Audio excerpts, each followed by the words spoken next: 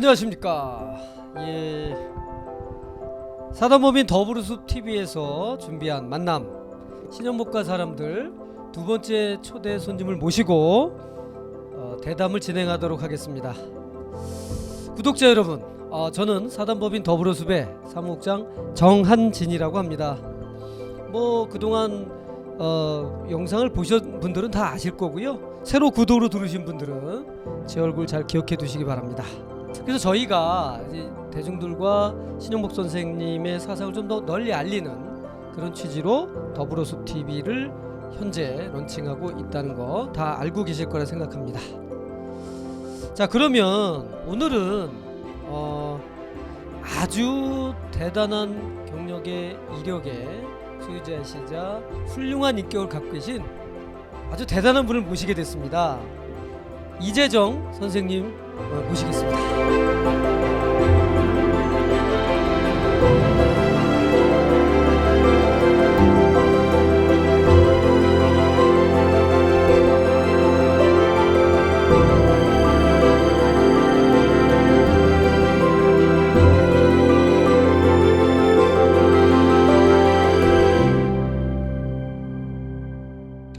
네, 여러분 반갑습니다. 네, 반갑습니다. 아, 예, 오셔서 진짜 감사합니다. 제가 영광입니다. 아유, 무슨 말씀이세요? 이렇게 많은 경력이 있으신데 뭐라고 호칭을 저희가 해야 될지 모르겠습니다. 예를 들면 유시민 이사장 같은 경우는 작가라고 불러주길 원하고, 제가 아는 어떤 분은 장관을 했는데요, 장관님이라고 안 부르면 싫어하십니다. 그런데 우리 선생님 어떻게 호칭을 하는 게 좋겠습니까? 그 우선 아까 뭐 화려한 경력이라고 그랬는데 화려한 건 아니고 다양한 경력. 아, 맞다. 그냥 여러 가지 했어요. 아, 예. 그런데 여러 가지 하다 보니까 지금 말씀처럼 사람들이 저를 뭐라고 부르지? 그래가지고 저를 만났을 때 칭호를 불러요. 그래서 제가 총장 때 만난 사람들은 총장님이라고 부르고, 네. 또 장관 때 만나면 장관이라고 부르는데, 제가 이번에 이제 50년 제 공직 생활이 50년이거든요. 예. 1972년에 성공의 사제가 돼서 지금 2022년 6월 말까지 공직 생활을 꼭 만 50년 했습니다. 여러 가지 이 칭호가 다 있는데, 사실 저는 그래서 6월 30일 날 퇴임식하면서 예. 여러분 이제 저를 좀 이렇게 불러주세요라고 부탁한 게 있어요. 예. 이게 뭡니까? 궁금하죠? 예, 궁금합니다. 예. 그 경기도교육청에서 이제 교육감님 하려면 길잖아요. 예. 그러니까 저를 부를 때 감님이라고 불러요. 아. 그게 이 감님이란 게 어감도 그렇고 좀 좋지 않은 거예요. 그래서 제가 이제 앞으로는 예. 저를 부를 때 그래서 그렇게 하지 마시고, 제일 평범하지만 제가 제일 좋은 칭호가 선생님이란 칭호니까 저를 그저 선생님이라고 했으면 좋겠다. 근데 예. 또 한때는요, 제가 토론토 대학교에서 신학 박사를 했거든요. 예. 힘들게 했어요. 예. 그 정말 고역이었습니다. 석사 과정까지 하면 6년간 공부를 하고 박사를 받았는데, 박사를 받고 왔더니 아무도 저한테 박사라고 불러주는 사람이 없는 거예요. 왜냐면 그때 제가 성직자니까 예. 신부님, 오자마자 뭐 학장을 하니까 학장님, 총장님, 그다음에 국회의원 되니까 의원님, 그랬는데 하루는 나 사람들 보고 제발 좀 내가 이렇게 고생해서 박사를 받았으니 나 좀 박사라고 좀 불러주면 안 되겠냐. 예. 근데 예. 그건 영 그렇게 불러도 어울리질 않는 거예요. 제 옷 같질 않은 거야. 예. 최영묵 박사님은 박사라고 하는 게 그럴듯해. 예. 그렇지만 저는 그래서 그러지 말고 그저 선생님이라고 불러주는 게 제일 좋다, 그런 생각을 가집니다. 특히 예, 성공의 성직자들은 이 우리만 이 칭호를 신부라고 하는데, 신부라는 건 원래 경칭이에요. 그러니까 공식적인 명칭은, 법률적 명칭은 사제입니다. 가톨릭도 마찬가지예요. 거기도 공식적인 명칭은 사제죠. 예. 그런데 이제 칭호가 신부라는 칭호를 불러주는 게 이제 경칭인데, 예. 왜 저렇게 됐는지 잘 모르겠어요. 그건 수도회에서부터 나온 전통 때문에 된 것 같은데, 아무튼 그래서 성공회의 경우에 일본 같은 경우에는 실제로 직책은 목사고 네. 그리고 칭호는 부를 때는 선생님이라고 부릅니다.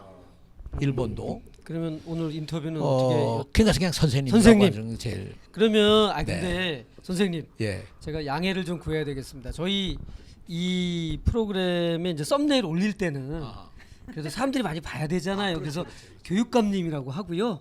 인터뷰는 선생님이라고. 어떻게? 뭐 좋습니다. 뭐 아니야. 예. 대개 그럴 때 이제 칭호를 아예 안 부르고 그건 말이 안 되고요. 자, 그리고 그냥 쌤 그러죠, 뭐. 쌤. 알겠습니다. 재정 쌤. 재정 쌤. 네. 여기 지금 신영복 선생님이 직접 붓글씨 쓰시고 했던 성공회대 교수 휴게실에서 지금 진행하고 있잖아요. 근데 그 쌤 옆에 계신 인터뷰어들 소개를 안 했어요. 그래서 지금 하시죠. 간단히 좀 하겠습니다. 네. 자, 우리 지난번에도 제가 약속드렸죠. 뭐 아주 인상 좋으시고 말씀 잘하시고 아주 그 친화력 있으신 인터뷰어로 새롭게 데뷔하신 우리 성공회대 최용묵 교수님 소개하겠습니다. 네, 안녕하십니까, 최영묵입니다.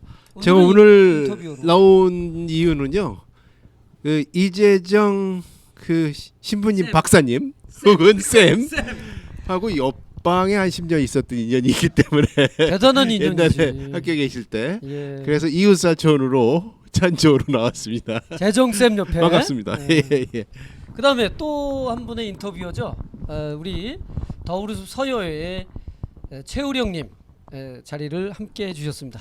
네, 말씀하시죠. 안녕하세요. 더불어숲 회원 최우령입니다. 오늘은 조금 편한 것 같아요. 첫 번에 할 때는 너무 얼어서 말도 못하고. 재정 쌤이 좀 너무 편안하게. 아예 그런 것 같아요. 왜냐면 저 또 성공회랑 인연이 좀 많아서요. 네네. 성공회 예, 아시는 신부? 분도 많고 어. 저희 신부님 아시는 분도 많아서 네, 그 제가 근무했던 단체에서 또 성공회여가지고 네, 그렇군요. 많은 도움이 있었습니다. 예. 자, 그래서 이렇게. 근데 사실 제가 아까 선생님이라고 불러달라고 그렇게 얘기를 했지만 우리 역사에서 보면요, 선생님이라고 부르는 분이 딱 두 분이 있습니다. 한 분은 김구 선생님이고, 예? 보통 김구 선생님. 예, 김구 선생님이죠. 또 한 분은 김대중 선생님. 김대중 선생.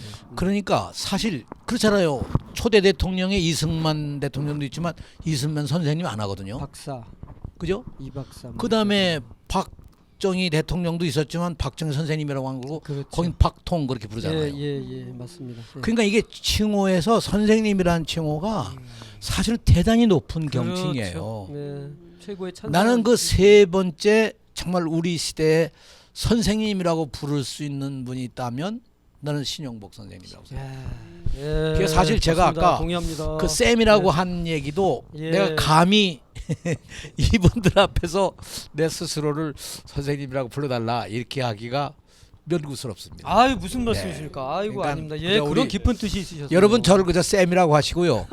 네, 교육감 쌤. 네. 그리고 지금 저 구독 눌러주세요. 구독. 와, 네. 제일 중요합니다. 진짜. 좋아요, 구독. 야, 너무 감사합니다. 아니, 저 지금까지 그 말을 못했는데 재정 쌤께서 야, 세대를 초월하시고. 아니 근데 아니 재정 애들하고 놀다 보니까 네. 아주 오늘 네. 인터뷰가 재밌을 것 같아서 기대가 됩니다. 재정 쌤, 거기 지금 좀 아까 쇠기 쌤 말씀하셨는데요. 지난 88년 8월에 우리 재정 쌤이 신용복 쌤을 정동의 세실 레스토랑에서 최초로 뵌 걸로 알고 있습니다. 이제 한 인터뷰에서는 온화한 중년지성이라는 표현을 쓰시기도 했고 첫인상을 그랬는데 그때 처음 뵀을 때 그 상황을 좀 한번 말씀해 주시겠습니까? 우선 그게 운명인데요.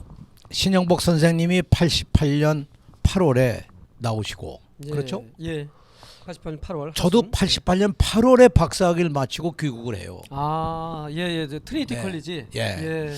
그러니까 이 88년 8월에 제가 박사학위를 마치고 귀국하고 신 선생님도 8월에 출소를 하시고 나오시는데 그때 만날 수 있도록 중간 역할을 한 분이 이영윤 고문이십니다. 이영윤 선생님. 네, 이영윤 선생님이신데 어떤 관계신가요?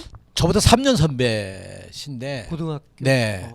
제가 그러니까 우연히 이 만나 뵙게 됐는데 그 당시 제 친구가 운영하던 호텔이 지금은 없어졌습니다만 서린 호텔이라고 동아일보 뒤에 있는 아주 유명한 옛날에는 서린 여관이었고요. 예. 그다음에 서린 호텔이 되는데 서린 여관에서 서린 호텔 되는 그 과정에 흔히 얘기는 기획을 이영윤 씨가 맡아서 했어요. 아, 예. 그래서 그 서린 호텔 개관식 날 가서 만난 겁니다. 이영윤 선배를.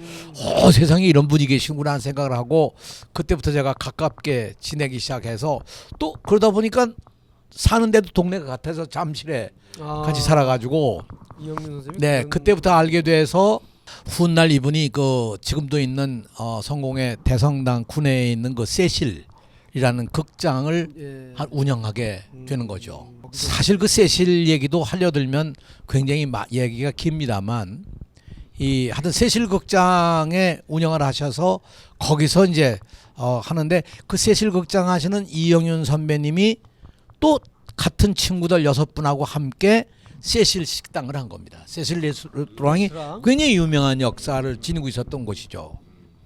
그 6분이 다 그 당시로 얘기하면 이 좌파들입니다. 예. 특히 이영윤 선배님도 심수명 씨라고 그때 세실 레스토랑의 대표를 하시던 분인데 두 분 다 지금은 다 작고하셨습니다. 예. 그때 이분들이 다 그 학사주점 사건으로 공군에 계시다가 이런저런 인연을 해서 다 감옥 가서 살고 그랬던 분들이에요. 그런데 그 친구들이 흔히 얘기하는 대로 그룹이 돼서 세실 레스토랑을 만들고 그 그룹이 운영하는 식당이 되고 그래서 자연스럽게 제야 인사들이 자꾸 거기 모이기 시작하고 제야 인사들이 어떤 성명을 발표하려면 세실 레스토랑에서 발표를 하고 그게 당시 그러니까 70년대 후반부터 80년대 90년대까지 이어오던 전통입니다. 지금은 다 바뀌었습니다만. 예. 60대 한 또 정점을 이루는 그렇죠. 거죠. 예. 그래서 그 세실 레스토랑에서 신영복 선생님을 처음 만나는데 이영윤 선배님이 이제 중간 역할을 했죠. 예. 내가 정말 놀랐어요. 네. 왜냐하면 저보다 3년 선배시니까 예.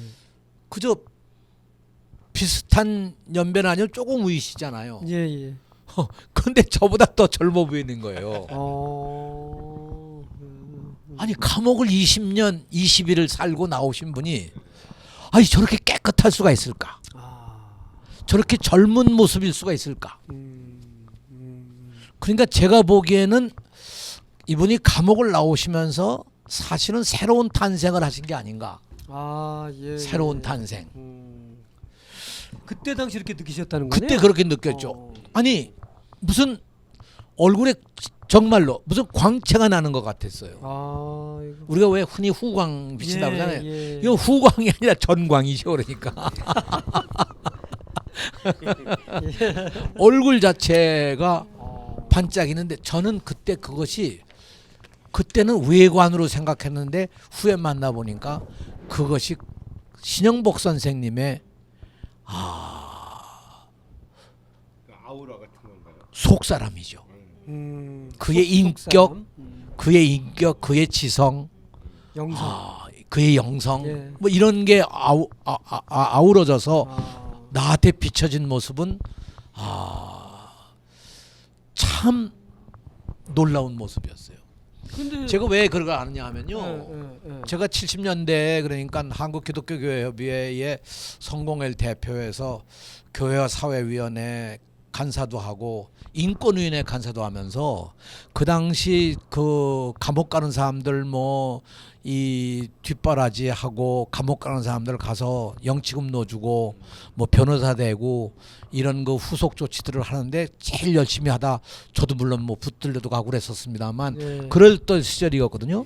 그때 감옥 가다 나오는 사람 보면 전혀 그런 모습이 아닌 거예요. 불과 한 2, 3년 있다 나오더라도. 근데 신영복 선생님은 20년 20일을 살다 나오신 분이 어떻게 저런 모습일까? 정말 전 깜짝 놀랐습니다. 그러니까 우리 저 쌤께서 그랬던 게 계속 이어지시는 거잖아요. 그러니까 인터뷰 때도 맨날 그 깍듯하게 말씀하시고 늘 그렇게 쇠기 선생님에 대해서 얘기를 하시고 하는 것이 그 첫 번째 만남 이후로 계속 이어지는 그런 거란 느낌이 드는데요. 왜 선생님 글씨에 사람이라고 써놓고 아래 위로 이렇게 붙이면 삶이 되잖아요. 예. 예? 아, 근데 난 선생님이 그야말로 그분의 사람이라는 것과 그분의 삶이 완벽한 일치가 아니었을까. 첫 번 만남서부터 난 그런 느낌을 이제 훗날 이제 가지게 되는데 이제 그래서 만나서 뭐 그렇다고 뭐 감옥에서 어땠어요 뭐 이런 얘기 묻기는 그렇고 그렇죠. 하여간 걱정스러운 게 앞으로 어떻게 사세요? 그 얘기밖에 더 할 게 없잖아요. 그래서 그때 이제 이영윤 선배가 그래서 우선 먹고 살아야 되니까 친구니까 세실 극장에 와서 간판 좀 그려라. 그림 그린 솜씨가 좋으니까. 예. 그래서 처음 시작이 선생님이 감옥 출소하시고 나서 첫 번 가진 직업이 극장 간판 그리기. 화가입니다. 그런 얘기 듣고 야, 그럼 뭐 상상이 잘 안 되죠. 예. 세실극장에 그때 세실극장이 연극 전용 극장입니다. 그 사실 문예진흥원이 문을 닫은 다음에 문예진흥원을 능가하는 그런 아주 좋은 극장으로 돼 있었는데 한국에 정말 70년대 80년대에 소극장 운동을 벌려서 오늘날 대학로에 그런 소극장이 생긴 것도 세실이 시작입니다. 근데 거기서 간판을 그리고 있는 신 선생님의 모습을 한번 상상해 보십시오. 참, 그저 한국학 그저 그림에 김수근 화백도 극장 간판 그림 그렸던 게 갑자기 떠오르네요. 아 그래요? 예. 그러니까 그때가 이랬던 것 같습니다. 그 신영복 선생이 20년을 감옥에 계시다가 그게 아마 신 선생님은 농담처럼 나에게 20년은 안 산 거니까 나 20년 젊은 게 정상이다 이런 말씀을 하신 적도 있었고. 아 그래요? 근데 그 신영복 선생님하고 제가 봤을 때 그때 신부님도 토론토에서 정말 태어나서 가장 열심히 공부를 하면서 뭐 영성을 좀 이렇게 축적하고 들어오셨어요. 그러니까 두 분의 만남이 그럴 수 운명적으로 불꽃 튀었고 평생 한 거 아닌가. 네. 그때 신부님도 전 굉장히 그 절정에 그런 감을 갖고 계셨을 거라고. 네. 그렇지 생각하는데. 않고서야 뭐 이렇게 두 분이 그렇게 그런 교감을 나눌 수는 없죠. 예. 그래가지고 기적 같은데 이제 뭐. 그래가지고 네. 그 이영윤 선배가 먹고 살아야 되니까 그렇다고 간판만 그릴 수도 없잖아요. 그래서 내놓은 것이 신생님의 서화 작품을 만들어서 서화전을 하자. 예. 그 서화전을 세실에서 했습니다. 처음으로 첫 전시회를. 그래서 아마 나오신 지 불과 한두 달 만에 그걸 했을 거예요. 하는 그런 걸 했는데 그러니까 사실상 신생님에게 있어서 이 세실이라는 것이 대단히 중요한 이 배경을 갖는데 세실 극장을 만들게 된 과정이 사실은 제가 만든 겁니다. 그게. 그렇습니까? 예. 여기 아마 다 믿으시는 분이 안 계시겠지만 우리가 그 건물을 지으면서 원래 그걸 강당으로 해서 주주총회 이런 걸 하는 걸로 구상을 했었어요. 서울 시내 시청 앞에 그런 공간이 잘 없으니까 한 300명 들어서서 하는 강당. 그게 딱 주주총회입니다. 그러니까 발상은 빌려주면 되니까. 그래서 콘크리트 타설까지 다 하고 짓다가 제가 있다가 그때 막 그 명동극장이 불이 나가지고 문을 닫고 아마 그런 이유일 거예요. 그래서 내가 사람들을 설득해서 저 극장을 만듭시다. 예. 주주총회보다는 연극을 하는 극장을 만들었으면 좋겠다. 그렇잖아요 개념이. 그 주주총회. 그래가지고 건물을 짓다 말고 내부를 바꾸기 시작한 겁니다. 제가 강력하게 전거를 해가지고 그 극장을 만들어 놓고 극장 이름을 뭘로 하느냐? 세실이라는 이름을 붙이자. 그 배경이 6.25 전쟁이 날 때 6.25 전쟁이 날 때 우리나라가 막 해방됐을 때 해방되고 나서 바로 그 뒤를 이어서 처음 영국인 주교가 오는데 이 주교님의 한국명이 구세실 주교였습니다. 전 세실이 예. 항상 궁금했었어요. 구세실 왜 주교였어요. 세실이었을까? 그래서 이분이 해방된 직후에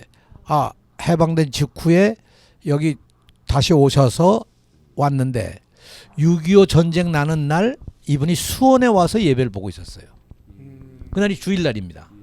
그렇죠.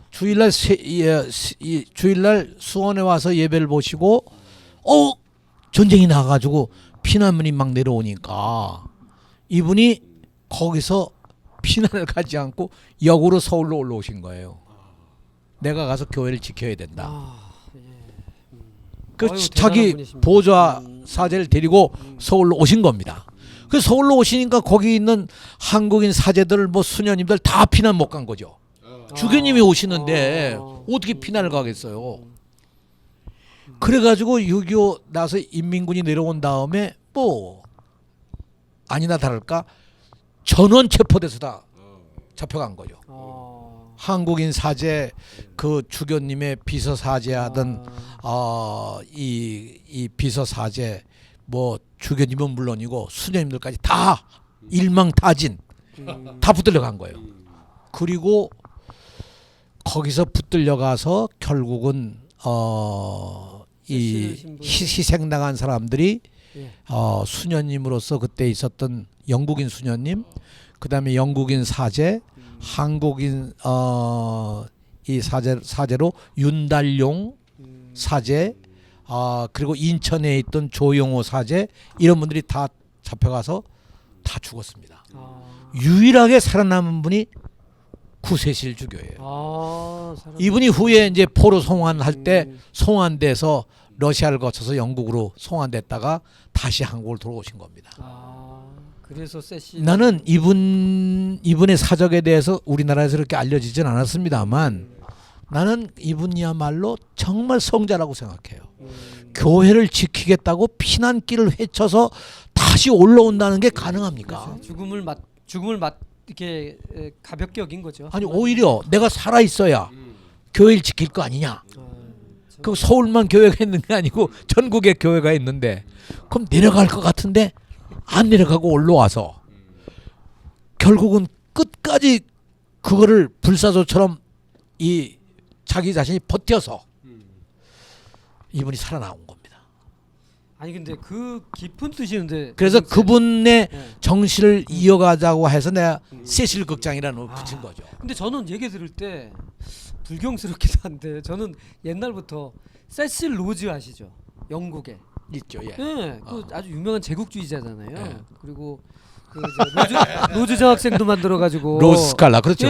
그럼요. 로디지아를 그럼요. 했던. 근데 아주 인간적으로 보면 뭐 백인들이 보기에는 훌륭하지만 전체적으로 봐서는 상당히 그 제국주의자잖아요. 네. 그 세실에서 따왔진 않았겠지라는 그럼요. 생각. 세실도 여러 가지니까. 예. 근데 결국은 또 네. 이거 저도 오늘 처음 듣습니다. 그렇지. 아마 우리 이 시청하시는 분들도 아마 이 얘기는 처음일 거예요. 근데 정말 저는 지금도 돌이켜 보면 이분이 재밌는 얘기를 해요. 그 붙들려 가서 저 시베리아로 가는데 아무튼 그 과정 속에서 진짜 교회 일치가 이루어지더라. 그게 왜냐하면 신영복 선생님도 그 얘기 하시지만 감옥에서 칼잠자는 얘기를 하시지만 이분들도 칼잠을 잔 겁니다. 구세군에서 잡혀온 사람, 뭐 감리교에서 잡혀온 사람 다 선교사들입니다. 그래서 이분들이 돌아놓으려면 일제히 같이 돌아놓아야 되니까. 그렇군요. 마주 보면 그러니까 다 예, 마주 마주 볼 볼 수 수 없으니까. 네. 예. 마주 보면 좀 이상해지죠, 저. 네. 그래가지고 그런 얘기도 하지만 하여튼 세실이란 이 세실 극장의 이름을 남겨준 구세실 정식 이름은 세실 쿠퍼입니다.